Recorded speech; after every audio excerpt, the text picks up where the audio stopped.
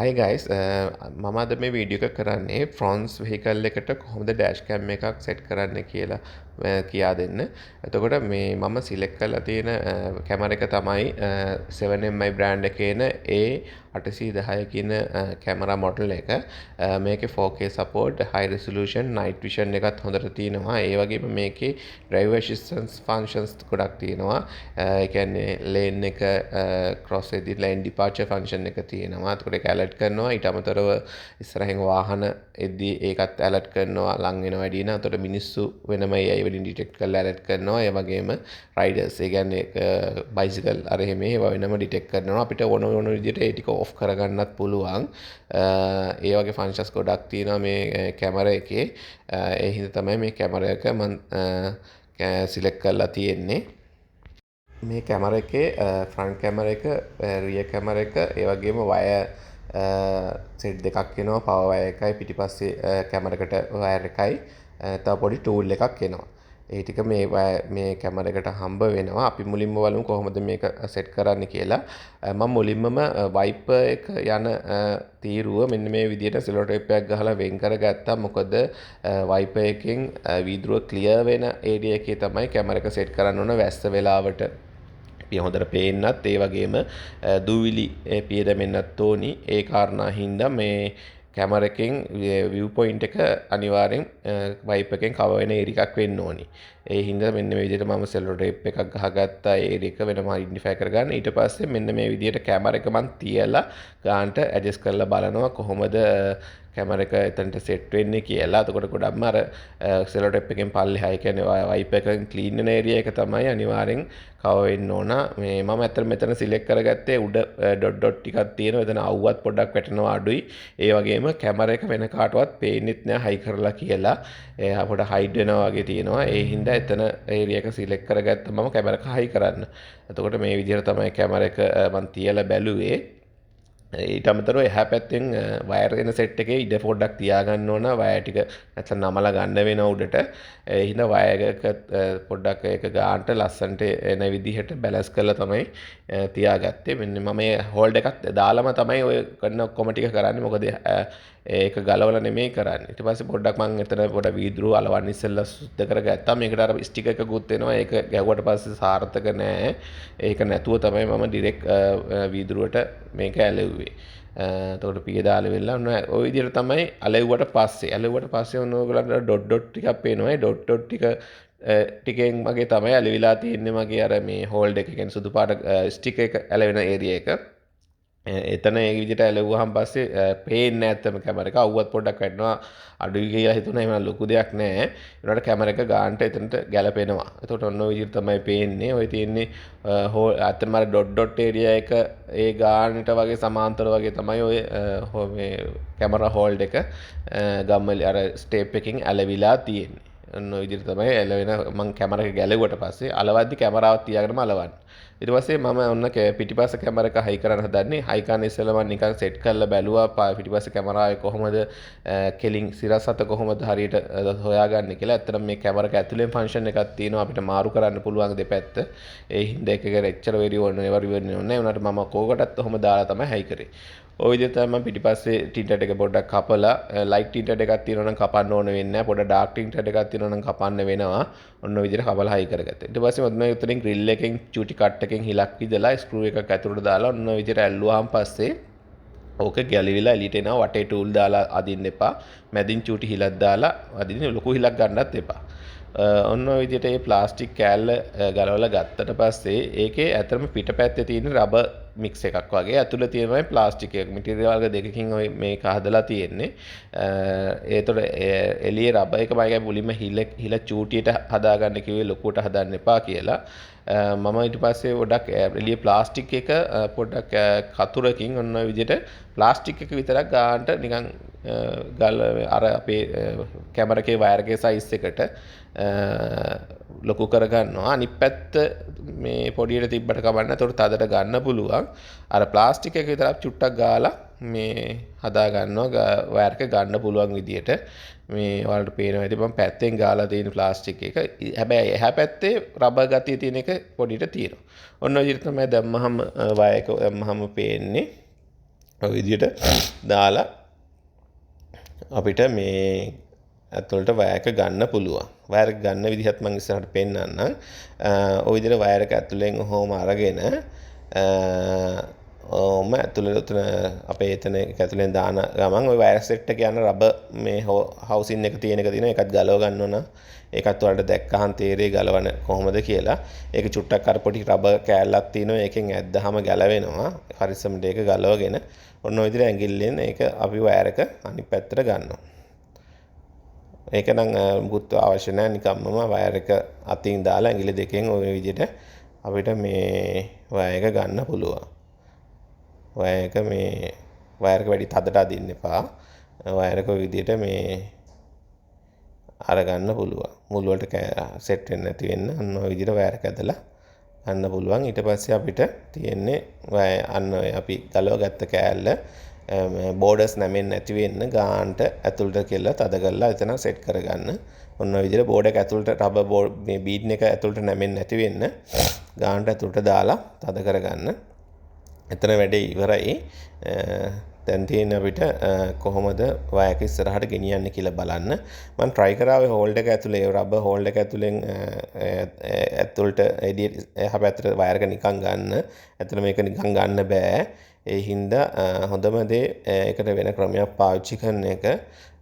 ඔය rubber hold එක ඒකට මම පාවිච්චි කරා ඔන්න වගේ ස්ක්‍රූ පිනයක් අරගෙන ඒකට වයර් එක ඉස්සරහින් සෙලෝ ටේප් පාරක් ගැහුවා කළු පාට. හැබැයි උල නැතුව ඒක ගන්න. මොකද උල වැදිලා අරක හිල් වෙන්න පුළුවන්. ඒ හින්දා පොඩ්ඩක් ඝනකම අඩු කියන්නේ ඝනකම අඩු පොඩි වගේ කූරක් ගත්තොත් හොඳයි. උලක් නැති එකක්. ඔන්න ඔය විදිහට මම ඊට පස්සේ දාගත්ත ස්ක්‍රූ පිනිය ඉස්සරහට වයර් එකත් එක්ක ඊට පස්සේ තියෙන්නේ ඉස්සරහින් ටේප් එක ගලව ගන්න. ටේප් එක ගලවගෙන අපි වයර් එක අතින් අල්ලලා ටේප් එක මම අයින් කරලා තියෙන දැන් මම ගහගත්ත ටේප් එක වයර් එකක් අල්ලලා ස්ක්‍රූ පිනියේ පිටිමීට පිටිපස්සට ගන්න. ඒතකොට වයර් එක මේ පැත්තට ගෙනවා. වයර් එකට වැඩි ලොකු weight එකක් දෙන්න එපා, බරක් දෙන්න එපා. වයර් එක කැඩුනොත් එහෙම ප්‍රශ්නයක්. ඒ හින්දා ඔන්න ඔය විදිහට හිමීට වයර් එක ගන්න. මේ ස්ක්‍රූ පිනිය ගත්තාම පස්සේ වයර් එක අර ඇතුලෙන් තියෙනවා. ඕක ඇතුලෙන් තමයි DDකියට යන කරන්ට් එක වයිපර් වලට යන ඒවා, ලයිට් වලට යන ඒවා කරන්ට් එක යන්නේ ඔය වයර් හනස්ස ඇතුලෙන්. එතකොට ඊට පස්සේ දිග වයර් එකක් එනවා 7MI එකේ ප්ලග් කරන්න පුළුවන් දිග වයර් එක. පවර් ලයින් එක නෙමෙයි අනිත් එක. ඔයගොල්ලන්ට අතට ගත්තාම තේරෙයි වගේ ප්ලග් කරන්න ප්ලග් මේකක් තියෙනවා. කියන්නේ ඔන්න ඔය ෂොකට්ස් දෙකක් තියෙනවා. ඒ ෂොකට් දෙක මැච් වෙනවා. ඒ ෂොකට් එකේ ඒ වයර් එක තමයි අපි ඉස්සරහට දිගට ගෙනියන්න තියෙන්නේ. ඔන්න ඔය විදිහට වයර් එක දාලා වෙලා මම ඊට පස්සේ ෂොකට් එකට සෙට් කරලා වෙලා පොඩි සෙලෝ ටේප් පාරකුත් ගහගත්තා. මොකද බුරුල් වෙන්න පුළුවන්, ඇදෙන්න පුළුවන්, ගැලවෙන්න පුළුවන්. ගැලවුණාට පස්සේ ආයෙ හොයන්නත් බෑ. ඉස්සරහා බ්ලින්ක් වෙන්න බලන ඊට පස්සේ කැමරා එක ඒවා ප්‍රශ්න වෙන්න පුළුවන්. ඉතින් කෝකටත් කියලා සෙලෝ ටේප් පාරක් ගහගත්තා. ඔය ගහනවා කියලා ලොකුවට ගහන්නේ නැහැ. වටවල් දෙකක් වට දෙකක් විතර ගහගත්තා.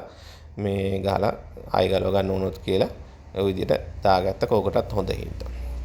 ඊට පස්සේ ඔන්න ඔය විදිහට රබර් බීඩ් එක උඩට උස්සුවාන් පස්සේ ගලව ගන්න පුළුවන්. එතකොට උඩ වහලේ හුඩ් එකේ පොස්ටින් එක වගේ එක වැඩි හයිය නෑ. ඒ හින්දා ඒක පරිස්සමට වැඩ කරන්න ඕනි. එහෙට මෙහෙට ලොක් ටූල්ස් දාලා අතින් එපා. කැඩෙන්න පුළුවන්. ඒ හින්දා ඒක ওই විදිහට හිමීට රබර් බීඩ් එක උස්සලා ගත්තා.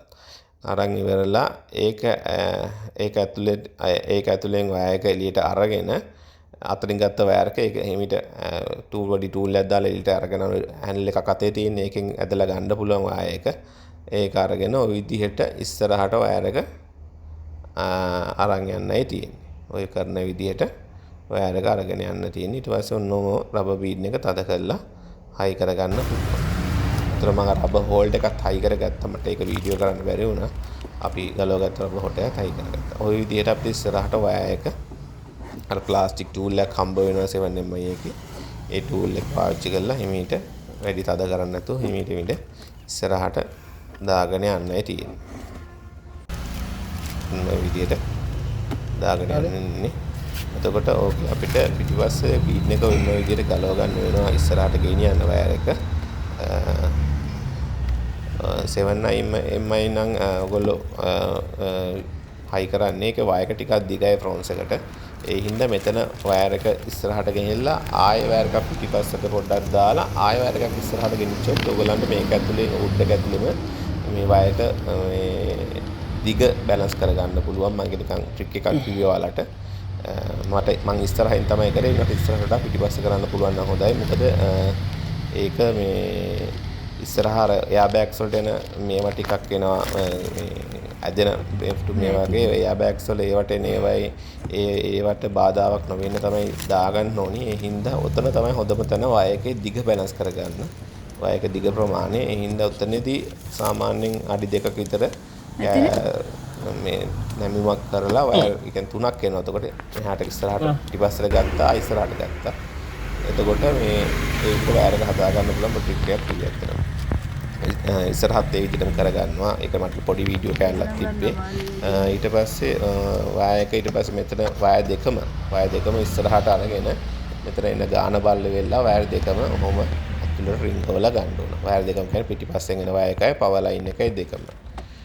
අරගෙන ඔය විදිහට හිමීටර් ඇතුලෙන් වෙනම දාගන්නයි තියෙන්නේ. දාන්න ඉස්සරහින් ගන්න පුළුවන්. ඉස්සරහ ලොකුවට රෝල් කරන්න ඕන විතර ප්‍රමාණයක් තියන්න ඕන. වයර් කැමරා එක සෙට් කරලා ගහ ගන්න ප්‍රමාණය දාගත්තාම ඇති. වයර් දෙකම ඔය විදිහට ගේන්න ඕනේ. ඔන්න ඔය විදිහට ඉස්සරහත් පීන් එක ගලවගෙන තමයි මම වයර් එක ගේන්නේ. මේ ඔය දෙවෙනි වයර් එක ගෙනියනවා මම. අද වයර් දෙකම වයර් දෙකම දාලා දෙවෙනි වයර් එකයි වයර් දෙකම ගෙනියනවා. එතන ඔය ෂොකට් ඕකේ කැමරා එක සෙට් වෙන ජැක් දෙකක් තියෙනවා. ජැක් දෙක ගහලා ඉවර වෙලා සෙට් කරලා වයර් එක දිග හදලා ඊට පස්සේ වයර් දෙකම අරන් ආව නම් හරි ඉස්සරහට ඔය විදිහට තද කර වයර් එක අරන් එන්න. ඔය ඉස්සරහ ප්ලාස්ටික් හෝල්ඩර් එකත් ගලවන්න යන්න ඕනේ නැහැ. බොරුවට ඔය ක්ලිප් ගන්නොත් එහෙම ප්‍රශ්නයක්. ඕනනම් ගලවන්න පුළුවන්. ඕක ඉවර මලන්න ඕනේ නැහැ කියන මතය තමයි මම ඉන්නේ. ඊට පස්සේ විදියට තව දෙයක් ඔය කණුව ඇතුළට වයර් ගොඩක් දාගන්න ප්ලෑන් කරන්න එපා. මොකද ඔය කණුව ඇතුළේ සීමිත ඉඩ ප්‍රමාණයක් තියෙන වයර් දැම්මොත් රබර් බීඩ් එක හයි කරන්න බැරි ප්‍රශ්න මතුවෙනවා. තනි වයර් එකක් අතන පවර් ලයින් එක විතරක් පල්ලෙහාට ගෙනිච්ච නම් හරිය කණුව දිගේ මේ කණුවේ බීඩ් එක හරහා ගන්නවා නම් මේ වැඩි වයර් ටික ඔය හුඩ් එක ඇතුළටම දාලා බැලන්ස් කරගන්න. ඒ කියන්නේ ගුලි ගහන්න නැතුව ගන්නට දිගට දික් කරලා ගන්න බලන්න. අතන මගේ වීඩියෝ එකේ මට එක්ස්පීරියන්ස් එකක් වීඩියෝ එකක් තියෙනවා. ඔය කණුවේ වයර් කොටවල් 3ක් යනවා. ඒනට එක සාර්ථකුත් නැහැ. මම ඊට පස්සේ ආයි වයර් 3 අයින් කරලා එක වයරයක් විතර පල්ලට ගෙනිච්චා. වැඩි ටික ඔය මේ ඔය හුඩ් එක ඇතුළට තමයි දැම්මේ. මේ හුඩ් එක ඇතුළට දානකෙත් පිටිපස්සට මයිකයි මුලින්ම කිව්වේ පිටිපස්සෙන් වයර් එක දිග ටික බැලන්ස් කරන් ආව නම් මෙතනට ඔය හරි ඒරියා එක ඇතුළට වයර් කොටවල් දෙකක් විතර දාන්න ඕන වෙන්නේ. දිග බැලන්ස් කරගන්න. ගුලි කරලා ගහන දාන්න එපා. කියන්නේ පොඩි ප්‍රමාණයක ගුලි ටික දාන්න එපා. උතන මොකද එතන ලයින් එකක් යනවා මේ එයා බෑග්ස් වලට. මේ එයා බෑග්ස් වල කියන එක නිකන් කේබල් එකක් තියෙනවා ඇදෙන්න වගේ. මේ පටියක් වගේ. ඒක ඒවා මේ ඩිස්ටර්බ් වෙන්න දාන්න ඕනි. මොකද ඒක හද වුණොත් එහෙම එයා බෑග් වැඩ ගන්න නැතුව යන්න පුළුවන්. ඒ වගේ තියෙනවා. ඔය ඕගලන්ට පේන වයර් 3ක් තියෙනවා. මේ වයර් 3 අතර මම ඔහොම ඕක වීඩියෝ එකේ තිබ්බට ඔහොම තුනම ඔය කණුව දිගේ ආවේ නැහැ. එක පොටයි මම කණුව දිගේ පල්ලෙහාට ගෙනිච්චේ. ඉතුරු ටික ওই වයර් නේ ඉතුරු කොටවල් දෙක මම අනිත් පැත්තට දැම්ම උඩට. මොකද ඒක කියන්න ඕන මට ඒක වීඩියෝ එකක් ගන්න බැරි වුණා. ඒක තමයි හරි ක්‍රමේ. මේ කණුව දෙකේ ලොකුට වයර් 3ක් ගෙනියන්න බෑ. ඒක ගෙනියන්න පුළුවන්. ඒනට ඒක ක්වොලිටි නෑ. ඔය බීන් එක හරියට ෆිට වෙන්නේ නැති වෙනවා වගේ කියලා හිතන ඉඩ මදි වගේ. හින්දා තනි වයර් එක කියන්නේ පවර් ලයින් එක විතර අපිට මැදට ගේන්න ඕනේ. ඒක විතරක් අපිට පල්ලෙහාට ගෙනාව නම් ඇති කියලා තමයි මගේ මතය. හරි. හොඳ විදියට මම කිව්වේ. මම එක්ස්පීරියන්ස් කරපු දේවල් තමයි මම ඔයාලට කිව්වේ. ඔය විදියට සෙට් කරන්න පුළුවන් බලන්න කොහොමද සෙට් වෙනවා. ඒකට මට නිකන් අර ඉතර හරිය නෑ සහ එක තැනක් තියෙන පොඩි මේ තැනක් ඔය හරියේ පොඩි ක්ලිප් එකක් වගේ තියෙන හරියක්. ඒ හරියේදී ඔතන මේ වයර් තුනම තද වෙද්දී ඒක හරියට බීඩ් එක සෙට් වෙනන්න ඔතන තමයි. එතන ඒ විදිහට තමයි කරන්නේ. ඒතර මට අයිතුරු වීඩියෝ ටික ගන්න බැරි වුණා. ওই විදිහට තමයි ඉස්සරහ යටින් ඩෑෂ්බෝඩ් එක යටින් වයර් එක ගෙනහල්ලා මේ මැදට සෙට් කරගන්න තියෙන්නේ. ඒ ටික වීඩියෝ කරන්න බැරි වුණා. ඒක ඔයගොල්ලන්ට කරගන්න පුළුවන් වෙයි කියලා හිතනවා. හරි. එහෙනම් thank you very much ඔයාලා හැමෝටම.